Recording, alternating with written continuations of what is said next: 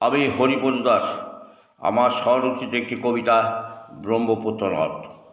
এলাম আমি ধুবড়ি ব্রহ্মপুত্র নদের ঘাটে, পার হতে হবে ব্রহ্মপুত্র নদ।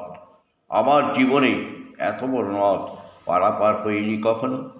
ঘাটে লঞ্চ দাঁড়িয়ে রয়েছে, হাত পেরে ডাকছে, ফুলবাড়ি যাবে ফুলবাড়ি। দেরি না করে লঞ্চে উঠে পড়ি। পার হতে হবে 18 কিলোমিটার জলপথ, সময় তো লাগবে প্রায় 3 ঘন্টা। ফুলবাড়ি ঘাটে পৌঁছতেই রাত হয়ে যাবে অনেকটা। কিছু সময়ের মতো লঞ্চ ছেড়ে দিল।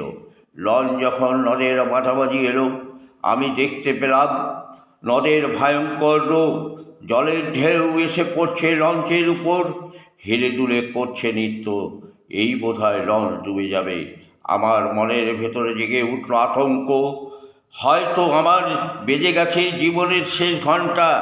যেদিকে তাকাই জলরাশি ছাড়া কিছুই চোখে পড়ছে না। কিছু সময়ের মধ্যে ফুলবাড়ি ঘাটে এসে দাঁড়ালো লঞ্চ। আমার মনের ভেতর আতঙ্ক দূরে ফেলে দিয়ে ফিরে পেলাম নতুন জীবন। ফুলবাড়ি রাস্তার পাশে এসে দাঁড়িয়ে আছি, টিকটিকিলার গাড়ি ধরবো বলে।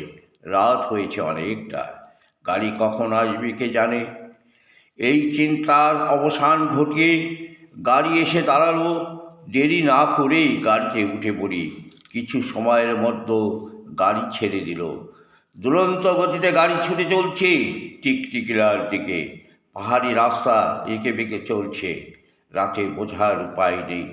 রাতে পাহাড়ের উপর বাড়িঘরগুলি আলোর ঝলকানি দেখে মনে হয় জোনাকি পোকারা আলো ঘুরে বেড়ায় সারা পাহাড় জুড়ে। অপূর্ব দৃশ্য দেখে আমার হৃদয়ে জেগে উঠে স্বর্গপুরী দেশের কথা। কখন যে হলাইডাঙ্গা অরণ্য মধ্য দিয়ে গাড়ি ছুটে চলেছে, আবার কখনো শ্যামনগর অরণ্য পেরিয়ে চলছে। রাতে বোঝার উপায় নেই।